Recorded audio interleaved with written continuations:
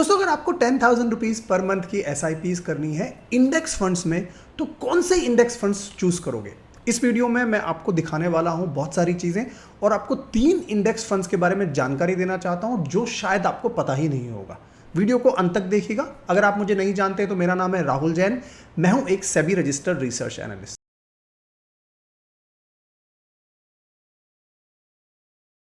शुरू करते हैं कि कहाँ SIP करनी चाहिए अगर आपको इंडेक्स फंड्स में इन्वेस्ट करना है। तो देखो, ये डिपेंड करेगा कि आप किस टाइप के इन्वेस्टर हैं। 3 तरह के इन्वेस्टर्स होते हैं, conservative, balanced and aggressive. Conservative मतलब ज़्यादा उनको वॉलेटिलिटी पसंद नहीं है, मार्केट का उतार चढ़ाव उनको पसंद नहीं है। बैलेंस्ड जिनको थोड़ा बहुत उतार चढ़ाव से कोई प्रॉब्लम नहीं है, और अग्रेसिव जिनको उतार चढ़ाव से कोई प्रॉब्लम नहीं है, वो लॉन्ग टर्म के लिए इन्वेस्ट करते हैं। तो 3 तरह के इन्वेस्टर हैं। अब इनमें से आप कौन से इन्वेस्टर हैं मुझे नहीं पता, आपको ही डिसाइड करना होगा। और दूसरा फैक्टर है कि आप कितने समय के लिए SIP करना चाहते हैं। अगर आप शॉर्ट टर्म जैसे कि 3 से 5 साल के लिए करना चाहते हैं तो इंडेक्स फंड्स अलग होंगे, और अगर आप 5 साल से ज़्यादा का एक नज़रिया रख के चलते हैं तो उस केस में इंडेक्स फंड्स कुछ अलग होंगे। तो कौन से इंडेक्स फंड्स होंगे, इनको हम ये 6 ग्रिड आप मेरे स्क्रीन पे देख रहे हो उनके हिसाब से समझने की कोशिश करते हैं। तो मान लीजिए आप कंजर्वेटिव इन्वेस्टर हैं, आप 3 से 5 साल के लिए इंडेक्स फंड्स में इन्वेस्ट करना चाहते हैं, तो मेरे हिसाब से आपको लार्ज कैप इंडेक्स फंड्स में ही फोकस करना है। For example Nifty 50, Nifty next 50 large cap है, इनमें वॉलेटिलिटी कम होती है, तो बढ़िया रहेगा क्योंकि आप कंजर्वेटिव इन्वेस्टर हैं। वहीं अगर आप बैलेंस इन्वेस्टर हैं तो आप थोड़ा बहुत फ्लक्चुएशंस झेल सकते हैं और आपको थोड़े से रिटर्न्स की भी बेटर एक्सपेक्टेशन होती है। तो उस केस में Nifty next 50 and Nifty mid cap 150 ये 2 बहुत अच्छे इंडेक्स निकल के आते हैं। अगर आप अग्रेसिव इन्वेस्टर हैं तो आप क्या कर सकते हैं, और भी ज़्यादा फ्लक्चुएशंस झेल सकते हैं। उस केस में Nifty mid cap 150 and Nifty small cap 250 ये 2 अच्छे इंडेक्स निकल के आते हैं मेरे हिसाब से। तो ये तो हुआ अगर आपका शॉर्ट टर्म का ड्यूरेशन है। शॉर्ट टर्म के लिए जो मैंने आपको इंडेक्सेस बताए हैं ये केवल ब्रॉड इंडाइसेस हैं, ठीक है। ये अच्छे इंडाइसेस हैं, इनमें कोई प्रॉब्लम नहीं है, प्रोवाइडेड आप वॉलेटिलिटी को झेल पाए। मान लीजिए 5 साल से ज़्यादा का आपका नजरिया है SIP में, तो उस केस में कौन से एडिशनल इंडेक्स फंड्स हैं जो आप एक्सप्लोर कर सकते हो। तो अगर आप कंजर्वेटिव इन्वेस्टर हैं तो निफ्टी 50, निफ्टी नेक्स्ट 50 आपके कोर पोर्टफोलियो होने चाहिए। 50 से 60%, 70% तक का एलोकेशन इनमें जा सकता है, लेकिन बाकी जो 30 या 40% का एलोकेशन बचता है उसके लिए 3 इंडेक्स फंड्स हैं जो आप एक्सप्लोर कर सकते हो। Nifty 50 equal weight, Nifty 50 value 20, Nifty low volatility 50। अब इन 3 फंड्स में से मैं आपको एक अभी अगले 3 से 4 मिनट में समझाने वाला हूं। लेकिन अगर आप बैलेंस्ड इन्वेस्टर हैं तो Nifty next 150, Nifty mid cap 150 ये तो आपका कोर एलोकेशन रहेगा। उनके अलावा आप एक्सप्लोर कर सकते हैं Nifty mid cap 150 momentum 50 index, इस वीडियो में इसको भी समझाने वाला हूं। Nifty mid cap 150 quality 50 index, ये 2 बेहतरीन इंडेक्स हैं जो आप 30%, 40% का इनमें एलोकेशन बना सकते हैं, प्रोवाइडेड लॉन्ग टर्म अगर आप इन्वेस्टर हैं तो। और अगर आप अग्रेसिव इन्वेस्टर हैं तो उस केस में कोर पोर्टफोलियो में Nifty mid cap 150, Nifty small cap 250, बाकी 30 से 40% का एलोकेशन आप देख सकते हैं Nifty 200 momentum 30 index, Nifty 500 momentum 50 index and Nifty alpha 50। इन 3 में से भी मैं आपको एक स्ट्रैटेजी फंड आज सिखाने वाला हूं इस वीडियो में। बहुत ही इंटरेस्टिंग वीडियो होने वाला है। ये तो हुआ ब्रॉड फ्रेमवर्क। अब इनमें से मैं 3 स्ट्रैटेजी फंड्स आपको सिखाने वाला हूं इस वीडियो में, क्योंकि मैं उम्मीद करता हूं Nifty next 50, Nifty mid cap 150, Nifty small cap 250 इनके बारे में तो आप जानते ही होंगे, लेकिन ये जो मैंने एडिशनल फंड्स बताए हैं शायद इनके बारे में नॉलेज कम हो, तो आपको डेटा के साथ बहुत कुछ सिखाने वाला हूं। वीडियो में बने रहिएगा, और अगर अब तक वीडियो पसंद आ रही है तो लाइक करके कॉमेंट्स में थैंक यू लिख दीजिएगा। मेरी और मेरी टीम के लिए एक मोटिवेशन हो जाता है। चैनल को सब्सक्राइब करना मत भूलिए। तो सबसे पहले मैं बात करता हूं, अगर आप कंजर्वेटिव इन्वेस्टर हैं और अगर आपका लॉन्ग टर्म का नजरिया है, मैं यहां पर बार बार बोल रहा हूं लॉन्ग टर्म का नजरिया है, उसके रीजंस हैं वो भी मैं एक्सप्लेन करूंगा। तो उस केस में मैं आपको निफ्टी 50 इक्वल वेट इंडेक्स को समझाना चाहता हूं, ठीक है। तो निफ्टी 50 इक्वल वेट अभी रिसेंटली एक्सिस म्यूचुअल फंड ने इस पे स्टडी करी है, इनका NFO भी आ रहा है इस फंड पे। इन्होंने क्या कुछ डेटा पब्लिश करा है वो देखिए। सबसे पहले आप देखिए इनके रिटर्न्स देख लेते हैं। पिछले 30 साल का रिटर्न देखें, 20 साल का देखें, 10 साल का देखें, 7 साल का देखें, 5 साल का देखें, 3 साल का देखें, 1 साल का देखें। ये डेटा एज ऑफ मई 2026 है, बहुत ही रीसेंट डेटा है, इसीलिए मैंने ये इनकी डेक से उठाया है, ठीक है। आप देखेंगे मेरे स्क्रीन पे इनके बेहतर रिटर्न्स आए अगर आप निफ्टी 50 से कंपेयर करें, ठीक है। तो रिटर्न्स के मामले में जो आप ये पर्पल ग्राफ देख रहे हैं ये बेटर रिटर्न्स दिए हैं, और जो ग्रे आप ग्राफ देख रहे हैं निफ्टी 50 का वो निफ्टी 50 का है। तो निफ्टी 50 से बेटर परफॉर्मेंस आई है पिछले आप कुछ सालों का अगर डेटा देखते हैं। लेकिन हाँ, एक चीज है इसमें, आप इसके एनुअलाइज्ड वॉलेटिलिटी देखिए 13.9% है, निफ्टी की 13.7% है। तो मतलब निफ्टी 50 से थोड़ा सा ज़्यादा वॉलेटाइल है निफ्टी 50 इक्वल वेट। अभी होता क्या है निफ्टी 50 इक्वल वेट, अभी समझाऊंगा मैं आपको स्क्रीन पे, लेकिन इससे पहले मैं आपको कुछ और भी डेटा दिखाना चाहता हूँ रिटर्न्स के बारे में। अगर आपने इसमें 1 लाख इन्वेस्ट करे होते 1995 में, मतलब बहुत लंबे समय की अगर हम बात करें, तो इस इंडेक्स ने आपको 55,80,000 रुपीज़ की वेल्थ बना के दी होती। वहीं निफ्टी 50 इंडेक्स ने भी आपको वेल्थ बना के दी होती 35,50,000 की। अब देखिए इसका मेन रीज़न क्या है। इसका मेन रीज़न एक ये भी है कि जो निफ्टी 40, 41, 42, 43 ये वाले जो स्टॉक्स होते हैं ना, बॉटम वाले स्टॉक्स जो होते हैं निफ्टी 50 में, ये अच्छा परफॉर्म कर जाते हैं। जैसे कि आप मेरे स्क्रीन पे देख सकते हैं, ये जो आपको ग्रे सर्कल्स दिखाई दे रहे हैं, ये स्टॉक नंबर टाइटन से मान लीजिए आप, ठीक है। ये वाले जो स्टॉक्स हैं इनकी आउट परफॉर्मेंस हुई है निफ्टी 50 में, तो इसके वजह से निफ्टी इक्वल वेट में अच्छे रिटर्न्स आते हैं। अब वो क्यों आते हैं वो भी आपको दिखाने वाला हूं मैं। अब अगर मैं एसआईपी रिटर्न्स की बात करूं तो वो भी आप डेटा मेरे स्क्रीन पे देख सकते हैं। ऊपर में निफ्टी 50 इक्वल वेट के रिटर्न्स हैं, नीचे में निफ्टी 50 इंडेक्स के रिटर्न है, XIRR के रिटर्न्स है। आप किसी भी पीरियड में देखेंगे तो आपको पता लगेगा कि निफ्टी 50 इक्वल वेट ने आउट परफॉर्म करा है, चाहे वो 15 साल है, 10 साल है, 20 साल है, 5 साल है। लेकिन फिर भी मैं ये कहूँगा कि ये इंडेक्स फंड केवल लॉन्ग टर्म के लिए सुटेबल है, ठीक है। ये बात इसलिए बोल रहा हूँ कि बहुत इंपॉर्टेंट है। कुछ लोग इसको पिक कर लेते हैं, 1-2 साल के बाद बोलते हैं मेरे रिटर्न नहीं बने। नहीं, ये केवल लॉन्ग टर्म का गेम है। और वो मैं इसलिए बोल रहा हूँ कि आप ये डेटा देखिए, कैलेंडर रिटर्न्स आपको दिखाई देंगे 2000 से, पिछले 26 साल का डेटा है। इनमें 27 कैलेंडर ईयर्स में से 17 कैलेंडर ईयर में निफ्टी 50 इक्वल वेट ने बेटर परफॉर्मेंस दी है एज कंपेयर टू निफ्टी 50। वहीं पे 10 ऐसे कैलेंडर ईयर्स हैं जहां पर निफ्टी 50 ने बेटर परफॉर्म करा है। और अगर आप शॉर्ट टर्म इन्वेस्टर हैं तो आप हो सकता है ना उन कैलेंडर ईयर में फंस जाओ जहां पर बेकार परफॉर्मेंस हुई है। इसीलिए कह रहा हूं कि ये शॉर्ट टर्म के लिए नहीं है, 1-2-3 साल के लिए नहीं है, 5 साल से ऊपर का नजरिया है तो निफ्टी 50 इक्वल वेट एक बहुत बेहतरीन विकल्प हो सकता है निफ्टी 50 का। अब इसमें होता क्या है आप देखिए, तो निफ्टी 50 इक्वल वेट में जो 50 स्टॉक्स होते हैं उनको ऑलमोस्ट इक्वल वेट मिलता है, अराउंड 2%, 2.5% का। वहीं निफ्टी 50 में जो वेटेज होता है वो बहुत अलग होता है। फॉर एग्जांपल निफ्टी 50 में जो टॉप 10 स्टॉक्स होते हैं उनका टोटल एलोकेशन कितना आता है, 54%, राइट। मतलब कि वो बहुत ज़्यादा डिपेंड करते हैं stocks like HDFC bank, Reliance industry. 10.9% का एलोकेशन है HDFC बैंक का। अगर HDFC बैंक चलता है तो काफ़ी हद तक निफ्टी 50 चलता है, अगर रिलायंस चलता है तो काफ़ी हद तक निफ्टी 50 चलता है, और अगर ये नहीं चलते हैं तो निफ्टी 50 नहीं चलता है। ये प्रॉब्लम आती है कॉन्सेंट्रेशन रिस्क की निफ्टी 50 में। वहीं अगर निफ्टी 50 इक्वल वेट लेते हैं तो क्या होता है, वहां पर ऑलमोस्ट एलोकेशन इक्वल होता है, 2% का आप देख सकते हैं। तो शुरू के 10 स्टॉक्स में, टॉप 10 स्टॉक्स में केवल 20% का एलोकेशन है। वहीं पे अगर हम बॉटम 10 देखें, मतलब स्टॉक नंबर 40 to 50 अगर हम देखेंगे तो यहां पर फॉर एग्जाम्पल देखिए निफ्टी 50 में उनका एलोकेशन कितना कम है। अगर उनकी आउट परफॉर्मेंस होगी तो निफ्टी 50 कुछ नहीं करेगा क्योंकि उनका वेट बहुत कम है, ठीक है। यहाँ पर निफ्टी 50 इक्वल वेट में उनका 2% का वेट है। इस वजह से क्या होता है कि वो ज़्यादा अच्छा परफॉर्म करेगा अगर वो बॉटम स्टॉक्स ने अच्छी परफॉर्मेंस दी है। तो यहाँ पर मोटा मोटा अगर हम समझे निफ्टी 50 में कॉन्सेंट्रेशन का थोड़ा सा रिस्क है, वो अपॉर्चुनिटी भी होता है कई बारी। और निफ्टी 50 इक्वल वेट में कॉन्सेंट्रेशन रिस्क नहीं है, थोड़ा सा ज़्यादा डाइवर्सिफाइड है बिकॉज सबका एलोकेशन ऑलमोस्ट इक्वल है 2% के आसपास। अगर मैं सेक्टर एलोकेशन की बात करूं तो टॉप 3 सेक्टर्स निफ्टी 50 के कौन से हैं, financials, oil and gas and IT। Financial services का एलोकेशन 35% है। अगर बैंक्स में कुछ प्रॉब्लम आती है, NBFCs में कोई प्रॉब्लम आती है तो क्या होगा, निफ्टी 50 परफॉर्म नहीं करेगी उतना अच्छे से। लेकिन वहीं पे अगर आप निफ्टी 50 इक्वल वेट को देखेंगे तो यहाँ पर केवल 22% का एलोकेशन है, मच लोअर है, ठीक है। अगर आप ये डेटा देखेंगे तो आपको यही समझ में आएगा कि निफ्टी 50 ज़्यादा कॉन्सेंट्रेटेड है and Nifty 50 equal wait come concentrated है रिलेटिवली। तो अगर आपको निफ्टी 50 इक्वल वेट में इन्वेस्ट करना हो तो क्या ऑप्शंस हैं, तो आप मेरे स्क्रीन पे देखिए, आपको 7 एग्जिस्टिंग इंडेक्स फंड्स मिलेंगे, DSP, HDFC, ICICI, UTI, Kotak, Nippon, SBI। मेरी कोई रिकमेंडेशन नहीं है। ये 7 इंडेक्स फंड्स हैं, इनको मैंने 3 इयर्स के एवरेज एनुअल रोलिंग रिटर्न में अरेंज करा हुआ है। आप इनके रिटर्न्स भी देख सकते हैं, एक्सपेंस रेशियोज भी देख सकते हैं, ट्रैकिंग एरर भी देख सकते हैं, सारा डेटा मैंने आपको स्क्रीन पे दे दिया है। तो एक ऑप्शन है एग्जिस्टिंग फंड्स का। दूसरा है एक्सिस निफ्टी 50 इक्वल वेट का अभी NFO भी चल रहा है, 17 जुलाई को ये NFO क्लोज होगा। अगर आप चाहें तो इस NFO को भी एक्सप्लोर कर सकते हैं। काम दोनों का सिमिलर है क्योंकि ये सारे index funds Nifty 50 equal wait index को ट्रैक करेंगे। इनमें डिफरेंसेस क्या होते हैं, इनमें डिफरेंसेस ट्रैकिंग एरर का आता है, ठीक है। बाकी रिटर्न्स जो होंगे ऑलमोस्ट सिमिलर ही आते हैं, कोई बहुत ज़्यादा फर्क नहीं होता है। एक्सिस निफ्टी 50 इक्वल वेट का अभी NFO चल रहा है, आप जाके एक्सप्लोर भी कर सकते हैं। तो ये हुआ हमारा पहला स्ट्रैटेजी इंडेक्स फंड जिसको कहते हैं निफ्टी 50 इक्वल वेट।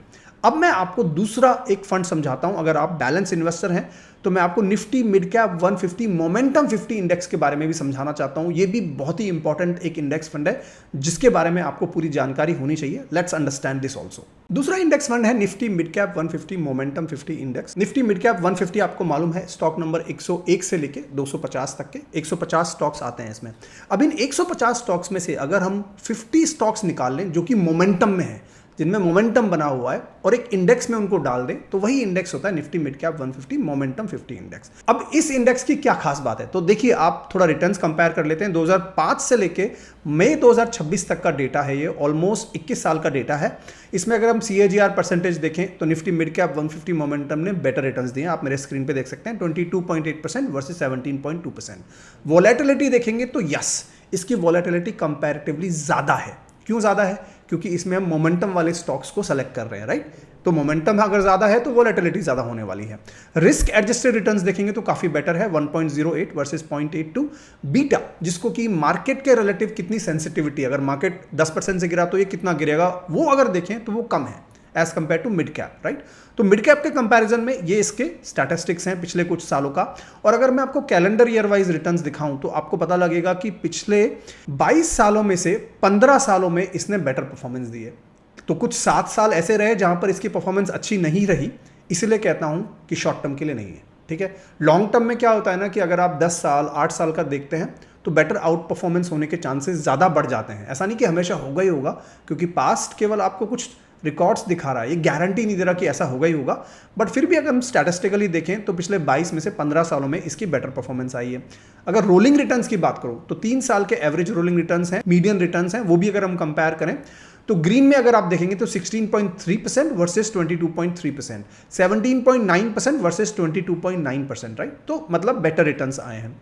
अगर हम इसको साइकिल्स से समझने की कोशिश करें, बेयर साइकिल में कैसा करते हैं, बुल साइकिल में कैसा करते हैं, कंसोलिडेशन या साइडवेज में कैसा परफॉर्मेंस होता है, तो आप यहां पर एक क्विक पैटर्न नोट करोगे। बुल साइकिल जब भी होता है ना तो ये बेटर परफॉर्म करता है। मतलब देख लीजिए 4 यहां पर सैंपल बुल साइकिल्स लिए हैं, उनमें 4 में से 3 में अच्छी खासी परफॉर्मेंस आई है यहां पर, ठीक है?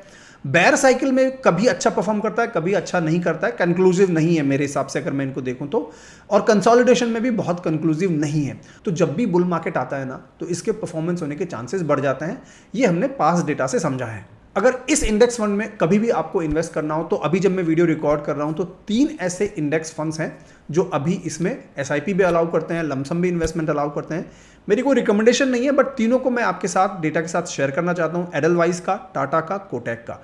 आप इनके एक्सपेंस रेशियो मेरे स्क्रीन पे देख सकते हैं। कोटक चीपेस्ट है इनमें अभी, और इनके 3 साल के एवरेज एनुअल रोलिंग रिटर्न देखेंगे तो देखिए 26.50, 25.94, और कोटक के भी 3 साल पूरे नहीं हुए, इसी वजह से आपको डेटा दिख नहीं रहा है। इनकी तीनों की ट्रैकिंग एरर भी आप स्क्रीन पे देख सकते हैं। अभी कोटक जो है बेटर कर रहा है, 0.21 ही है, उसकी ट्रैकिंग एरर कम है। एज आई सेड, मेरी कोई रिकमेंडेशन नहीं है, बट तीनों फंड्स के बारे में मैंने आपको ये डेटा यहाँ पर दे दिया है। इन फंड्स में ना जो भी स्ट्रैटेजी फंड्स होते हैं उनमें बहुत ज़्यादा एलोकेशन नहीं रखना चाहिए। मतलब ऐसा नहीं है कि आप 80% अपना पोर्टफोलियो उसमें बना लो, ये रिवर्स होना चाहिए। 80% आपके मेन या ब्रॉड इंडाइसेस में ही होनी चाहिए, 20-30% आप स्ट्रैटेजी फंड्स में डाल सकते हो, क्योंकि इन पे आप ओवर डिपेंडेंस नहीं रख सकते। मार्केट बहुत ज़्यादा लंबे समय के लिए अगर बेयर साइकिल में चला जाए तो फिर उस केस में रिटर्न्स आना इसमें मुश्किल हो जाते हैं, ठीक है? तो ये हुआ दूसरा इंडेक्स फंड्स। अगर आप लॉन्ग टर्म के लिए SIP सोच रहे हैं तो आप इसको जाकर एक्सप्लोर कर सकते हैं। इसमें Nifty mid cap 150 quality 50 index भी है, उसको भी अगर कभी टाइम मिलेगा तो समझाऊंगा। और जो कंजर्वेटिव में मैंने Nifty 50 value 20, Nifty low volatility 50 इनकी बात करी थी, इनको भी कभी अगर समय मिलेगा तो समझाऊंगा। ये बहुत अच्छे इंडेक्स फंड्स हैं, इनके बारे में जानकारी होनी चाहिए, और फिर आप अपने रिस्क प्रोफाइल के हिसाब से आपको कौन सा समझ में आता है अपने हिसाब से डिसीजंस ले सकते हैं, ठीक है? अब चलते हैं अपन तीसरे अग्रेसिव की तरफ। अग्रेसिव में 3 ऐसे स्ट्रैटेजी फंड्स हैं जो आप एक्सप्लोर कर सकते हो। Nifty 200 momentum 30 index, Nifty 500 momentum 50 index and Nifty alpha 50। अब निफ्टी मोमेंटम वाले जो फंड्स हैं ना, ये मैंने एक अपने चैनल पे वीडियो बनाई हुई है, 1 या 2 वीडियोस बनाई हुई हैं, तो उसमें मैंने काफ़ी कुछ कवर करा हुआ है, आप उन वीडियोस को जाके देख सकते हैं। निफ्टी अल्फा 50 शायद मैंने अभी तक कवर नहीं किया है, तो इस वीडियो में मैं नेक्स्ट 3 से 4 मिनट में आपको इस इंडेक्स फंड के बारे में भी जानकारी देना चाहता हूं, जिससे आपको पूरा के पूरा मामला क्लियर हो जाए। वीडियो अगर आपको पसंद आ रहा है तो लाइक कर दीजिएगा, कमेंट्स में थैंक यू लिख दीजिएगा, हमारे लिए मोटिवेशन हो जाता है, और चैनल को सब्सक्राइब कर लीजिएगा। चलिए अब चलते हैं निफ्टी अल्फा 50 की तरफ। अब बात करते हैं निफ्टी अल्फा 50 इंडेक्स फंड की। ये बहुत ही शरारती बच्चा है, ओके? इसको समझने की कोशिश करते हैं। शरारती इसलिए मैं आपको डेटा दिखाऊंगा, लेकिन पहले समझ लेते हैं कि है क्या निफ्टी अल्फा 50। तो टॉप 300 स्टॉक्स हैं, हमें मालूम है, ठीक है। उसमें लार्ज कैप भी आ गए, मिड कैप भी आ गए और 50 स्मॉल कैप स्टॉक्स भी आ गए, ठीक है। अब अगर ये 300 टॉप स्टॉक्स में से मैं केवल उन स्टॉक्स को चुन लूं जिन्होंने अपने बेंचमार्क से बेटर रिटर्न दिया है। अब बहुत कुछ बोल दिया इसमें, मैंने समझाने की कोशिश करता हूं। मान लीजिए स्टॉक नंबर 40, ठीक है। स्टॉक नंबर 40 का बेंचमार्क क्या होगा? निफ्टी 50, क्योंकि वो निफ्टी 50 में ही आ रहा है। अगर स्टॉक नंबर 40 ने निफ्टी 50 से बेटर परफॉर्मेंस दी है, ठीक है, तो वो एलिजिबल हो जाएगा इस निफ्टी अल्फा 50 में इंक्लूड होने के लिए। अब उसने कितने ज्यादा से बेटर रिटर्न्स दिए हैं निफ्टी 50 से, उसके ऊपर डिपेंड करेगा कि वो एक्चुअली में शामिल होगा कि नहीं, ठीक है। लाइकवाइज मान लीजिए स्टॉक नंबर 119 है, ठीक है। 119 का मतलब क्या हुआ? मिड कैप है, तो उसका बेंचमार्क क्या है? Nifty mid cap 150। तो अगर स्टॉक नंबर 119 ने 119 ने निफ्टी मिड कैप से बेटर परफॉर्मेंस दी है, मान लीजिए 10% ज़्यादा बेटर रिटर्न दिए हैं पास्ट में, पिछले 6 महीने में, तो वो एलिजिबल हो जाएगा निफ्टी अल्फा 50 में आने के लिए। तो ऐसे 300 स्टॉक्स में से वो एलिजिबल स्टॉक्स निकल के आते हैं और उनको अल्फा के स्कोर में, मतलब जितना ज़्यादा उन्होंने रिटर्न दिया अपने बेंचमार्क से, उसके ऑर्डर में अरेंज करा जाता है और उसमें से 50 स्टॉक को लेके निफ्टी अल्फा इंडेक्स को बनाया जाता है। बहुत ही सिंपलिस्टिकली मैंने आपको एक्सप्लेन करने की कोशिश करी जिससे आपको कॉन्सेप्ट क्लियर हो जाए, ठीक है। अब ये निफ्टी अल्फा इंडेक्स है, ये शरारती क्यों है इसके बारे में डिस्कस करते हैं और इनके रिटर्न्स कैसे हैं वो डिस्कस करते हैं। सबसे पहले ये डेटा देखिए आप, 2005 से लेके 2026 तक का डेटा है ये, ठीक है। और इसमें अगर हम 3 साल के रोलिंग रिटर्न्स देखें तो क्या आपको समझ में आ रहा है? निफ्टी अल्फा 50 ने एवरेज रिटर्न्स की अगर मैं बात करूं तो निफ्टी 200 से भी बेटर रिटर्न दिया, निफ्टी 500 से भी बेटर रिटर्न दिया, निफ्टी नेक्स्ट 50 से भी बेटर रिटर्न दिया, निफ्टी 50 से भी बेटर रिटर्न दिए और काफ़ी बेटर रिटर्न हैं, 18.1% के एवरेज रिटर्न आए हैं। लेकिन अगर आप मिनिमम रिटर्न्स देखो ना, इसीलिए मैं कहता हूं शरारती बच्चा है, -19.3% के रिटर्न दिए। मतलब कि अगर मार्केट गिरा या ओवरऑल बैड कंडीशंस आई तो ये बहुत ज़्यादा गिरेगा, ठीक है। तो इसीलिए कहता हूं शॉर्ट टर्म के लिए नहीं है, क्योंकि शॉर्ट टर्म में मार्केट बहुत गिर सकता है, ठीक है। मैक्सिमम अगर आप देखेंगे तो देखिए कितनी बेहतरीन परफॉर्मेंस दी है। जब बुल रन आता है तो जबरदस्त भागता है 48%। लाइकवाइज आप 5 ईयर्स के रोलिंग रिटर्न्स देखेंगे ना तो आपको यही कंक्लूजन निकल के आएगा मोटा मोटा कि मिनिमम रिटर्न्स बहुत कम है, -7.1% है। लेकिन देखिए 5 साल की अगर हम बात करेंगे तो वो माइनस भी कम हो गया है, -19 से -7 हो गया है। मतलब जितना लंबे समय के लिए जाएंगे ना उतना आपके लिए बेटर रहेगा, ठीक है। तो ये डेटा आपके समझ में आ गया कि क्या हुआ है।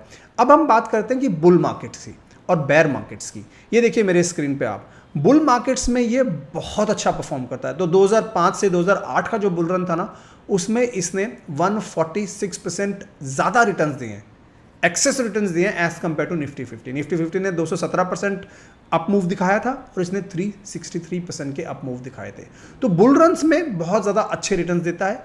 बेयर रन्स में ऐसा कुछ खास इसकी परफॉर्मेंस नहीं रहती है, थोड़े बहुत एक्स्ट्रा रिटर्न्स आते हैं। लेकिन मेरा मानना है कि ये सारे जो स्ट्रैटेजी इंडेक्स है जैसे निफ्टी अल्फा है या मोमेंटम है, ये बुल रन में ही काम करते हैं। तो या तो आप इनको अच्छे से टाइम कर लो, जो मेरे हिसाब से पॉसिबल नहीं है, वो किसी के लिए भी पॉसिबल नहीं है टाइम करना, या फिर दूसरी अच्छी स्ट्रैटेजीज है कि केवल लंबे समय के लिए होल्ड करें। क्योंकि लंबे समय में क्या होता है ना, बुल रन भी आते हैं, बेयर रन भी आते हैं, तो आपको एवरेज ऑलमोस्ट हो जाता है सब कुछ और मार्केट के हिसाब से रिटर्न्स आपको मिल जाते हैं, ठीक है। अब अगर मैं बात करूं कि इसकी 2 खासियत और है इस इंडेक्स की, क्या खासियत है? पहली खासियत तो ये है कि इसमें लार्ज कैप भी आते हैं, मिड कैप भी आते हैं और थोड़े से स्मॉल कैप भी आते हैं। तो आपको मतलब डाइवर्सिफाइड इसमें व्यू मिल जाता है, क्योंकि टॉप 300 में से 50 स्टॉक सेलेक्ट करते हैं, जैसा मैंने आपको शुरू में एग्जांपल में एक्सप्लेन किया था, ठीक है। अब इसमें ये सबसे बड़ी खास बात है कि मान लीजिए बुल रन चल रहा है मिड कैप में, तो ये पॉसिबिलिटी आती है कि मिड कैप के ही सारे के सारे स्टॉक सेलेक्ट होकर आ सकते हैं। ये पॉसिबिलिटी है, सारे मतलब 80 से 90% स्टॉक्स मिड कैप में से निकल के आ सकते हैं अगर मिड कैप में बुल रन चल रहा है। अगर मान लीजिए लार्ज कैप में बुल रन चल रहा है तो वहां से ज़्यादा स्टॉक्स निकल के आ सकते हैं, अगर स्मॉल कैप में चल रहा है तो वहां से निकल के आ सकते हैं। इसमें मतलब हो क्या रहा है कि आपको कुछ नहीं करना है, इंडेक्स का जो अंडरलाइन स्ट्रक्चर है वो ऐसा है कि वो मार्केट कैप में ऑटोमेटिकली रोटेशन ले लेता है। अगर कहीं किसी 2 साल में मिड कैप स्मॉल कैप में अच्छा बबल है, ठीक है, तो वहाँ ये ऑटोमेटिकली एडजस्ट कर लेगा, लार्ज कैप से स्टॉक्स को निकाल लेगा, ठीक है। ये होता है इसमें। दूसरा सबसे बड़ा फायदा है सेक्टर रोटेशन का। सेम लॉजिक है, मान लीजिए फाइनेंशियल सेक्टर है या मान लीजिए FMCG है, कहीं बुल रन चल रहा है तो उसके स्टॉक्स इसमें ऑटोमेटिकली सेलेक्ट में हो जाते हैं। क्यों? क्योंकि उनमें अल्फा ज़्यादा आ रहा है, अल्फा ज़्यादा आ रहा है तो वो एलिजिबल हो जाते हैं, क्योंकि ये हर 6 महीने में इसकी बेंचमार्किंग रीसेट होती है। ठीक है, तो ये सारे फैक्टर्स की वजह से सेक्टर रोटेशन आपको ऑटोमेटिकली दे देता है, मार्केट कैप वाइज रोटेशन वो भी आपको ऑटोमेटिकली दे देता है ये वाला इंडेक्स। अब इस इंडेक्स में अगर आपको कभी भी इन्वेस्ट करना हो तो जब मैं वीडियो रिकॉर्ड कर रहा हूँ उस वक्त केवल 2 ही मुझे इंडेक्स फंड मिले इसमें, बंधन निफ्टी अल्फा 50 और दूसरा कोटक निफ्टी अल्फा 50। दोनों के दोनों आप मेरे स्क्रीन पे देख सकते हैं। दोनों को 3 साल कंप्लीट नहीं हुए हैं। ये रिसेंटली न्यू स्ट्रैटेजी है निफ्टी अल्फा की। इनके ETFs भी हैं, आप वो भी जाके एक्सप्लोर कर सकते हैं अगर आप ETF इन्वेस्टर हैं तो। इसीलिए आप एब्सोल्यूट रिटर्न्स यहाँ पर देख सकते हैं 3 महीने में, पिछले 6 महीने में। ऑफकोर्स मार्केट बहुत अच्छा नहीं रहा है पिछले 3 महीने या 6 महीने में, लेकिन अभी के हिसाब से केवल ये 2 ही इंडेक्स फंड्स हैं। हो सकता है कि इसमें और भी AMCs के NFOs निकल के आए। इसमें रिसेंटली तो कुछ NFOs मुझे दिखे नहीं, लेकिन हो सकता है फ्यूचर में भी कुछ NFOs निकल के आए। जितनी ज़्यादा AMCs इंडेक्स फंड्स इसमें लॉन्च करेंगी हमारे लिए बेटर है, हमारे ऑप्शंस बढ़ जाते हैं, हम ट्रैकिंग एरर देख सकते हैं, एक्सपेंस रेशो देख सकते हैं।